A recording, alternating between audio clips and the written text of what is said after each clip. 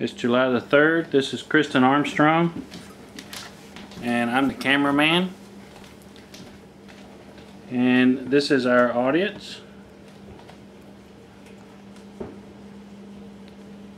And I believe we're ready to start.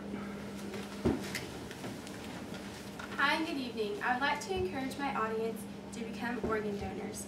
Oftentimes, we as people become complacent in our lifestyle and decisions. We are content with our life and get caught up with our daily activities and never change direction. Not because we don't want to, but because it's our human nature. We have the mentality that if it isn't broke, don't fix it. Well, today I would like to challenge you to make a decision that in turn can change another person's life. We've all seen, heard, and been asked about donating our organs, whether it was through email, television, word of mouth, or the local DMV. 98% of adults have some common knowledge of what donating organs is all about, but how many of us actually take the initiative to donate the organs and make the pledge? In today's society, we are guided by a lack of knowledge about what donating organs is all about. So the first thing I would like to discuss with you today is what is organ donation.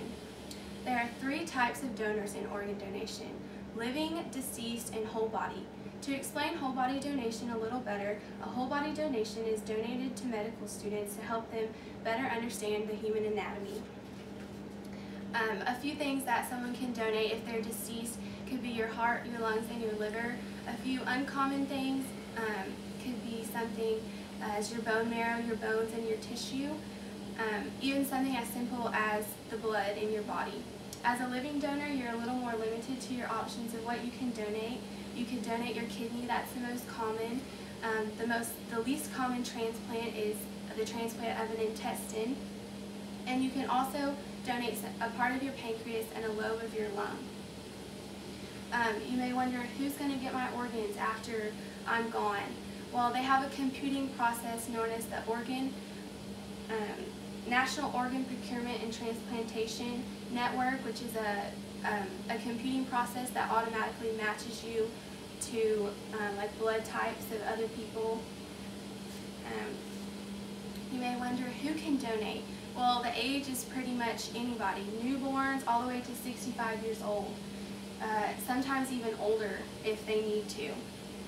A few reasons of why you may not could donate is because if you're a living donor and you try to donate and the medical team assesses you and determines that it could be hazardous to your health if you donate an organ in the near or distant future, then they won't let you donate. Also, if you're under 18 and your parent or guardian does not allow you or give you permission to donate, you won't be able to donate. And also, if you have some kind of illness or serious infection, such as cancer, HIV/AIDS, or diabetes, you oftentimes won't be able to donate either. So that's a little bit about what organ donation is. The second thing I would like to discuss with you today is some common misconceptions that it often makes people hesitant to donating their organs. The first common misconception is that some people think it goes against their religion. Well, today most religions allow organ donations, and some churches even see it as a last charity event, the gift of life. The second common misconception is that people believe that maybe they won't see the quality of care in a life-threatening situation as they should because they're an organ donor. That doesn't happen. The medical team and the transplant team don't work together at all. Oftentimes the medical team that's working on you doesn't even know whether you're an organ donor or not.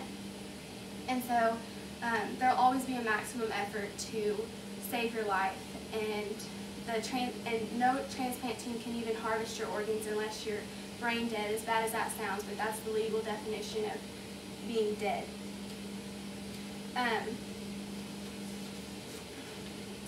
Second is, the third misconception is that people believe that they may not have can't have an open casket funeral. Donating your organs is just like any other major surgery. They're going to make an incision and harvest those organs, and when they're done taking your organs, they're going to sew you back up and you'll look perfectly fine for your funeral. No one will be able to tell that your organs have been donated. The final misconception is that people think that it may cost them money or may cost them their family money after they're gone. It's no cost to your family, no cost to you. All the surgery and tests that are done to get your organs to the recipient is all paid by the recipient, and mostly paid by the recipient's insurance. So those are a few common misconceptions. Next, I would like to tell you some statistics. 110,000 people are put on the waiting list every year to receive an organ. The sad thing is that only a third to a fourth of those people receive an organ before they pass away. That means that 18 people die a day, which means that today there was 18 people that passed away from not getting an organ. It's kind of a shame because the transplants that are put into the body have a 75 to 85% success level, so they're very successful. There's just not enough organs to be transplanted in. I came across a poem while I was doing my research. It's by Robert N. Test, and I wanted to read an excerpt from it. It's called, "To Remember Me, I Will Live Forever. Let it be called the bed of life, and let my body be taken from it to help others lead fuller lives. Give my sight to the man who has never seen a sunrise, a baby's face, or love in the eyes of a woman. Give my heart to a person whose own heart has caused nothing but days of endless pain.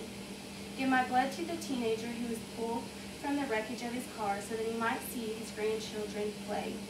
Give my kidneys to the one who depends on a machine to exist from week to week. Take my bones, every muscle, every fiber, and every nerve in my body to find a way to make a crippled child walk. Explore every corner of my brain. Take my cells if necessary and allow them to grow so that someday a speechless boy will shout at the crack of a bat and a deaf girl will hear the sound of rain against the window." And that was a poem written by someone who was ready to donate his organs. So with that being said, there's a few ways you can donate your organs. You can fill out a donor card online at organdonor.gov, or you can sign the back of your license whenever you go and renew your license. A lot of people find this the most common and most convenient way to become an organ donor. But the most important thing that you need to remember is that you need to tell a family member your decision about donating your organs. A lot of times the signing of the license and the donor card's not enough. The hospital, after you pass, wants a family member to sign a consent form saying that you wanted to donate your organs. If that family member doesn't know that you wanted to donate your organs, they may not sign that consent form and your organs may not get donated like you wanted. So in conclusion, if I can persuade one person here tonight, it could save 8 lives. Sometimes the only medicine an ailing person needs is a new organ. So keep giving after you're gone and allow someone a second chance at life. After all, Randy Travis once sang, "It's not what you take when you leave this world behind you, it's what you leave behind you when you go." Thank you, and I will now take questions. Very good, Kristen. I had a question. You mentioned you could become a donor by going to the DMV. How does that work? Well, when you go in to renew your license, they give you a sheet of paper that has all your license information, and all you have to do is check a little box and sign your name beside it, and saying that you want to be a donor, and that should be all you have to do. And does that print on the back of your driver's license? That prints on the back of your driver's license. Okay.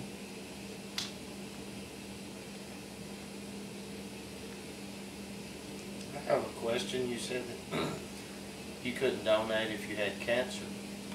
Does that mean any time in your life, if you had cancer, can you not donate? If you have cancer at the time that you need to donate, you won't be able to donate. But if you're cured from the cancer and have been free of cancer for a while, you should be fine, as long as there's no health risk to you when you want to donate.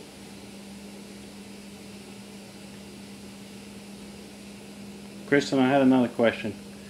Now that you've been researching organ donations and everything, have you actually reached out to some of your friends and talked to them about whether they're organ donors, or tried to persuade them to be organ donors? I have not yet. Is that I'm a explaining to my family that they should be organ donors. is that an easy topic to bring up in normal discussion, or how do you bring that topic up? I don't know. Well, one of the things, I guess, with the statistics that you gave us, it would be good to repeat those statistics to folks and make them understand the importance.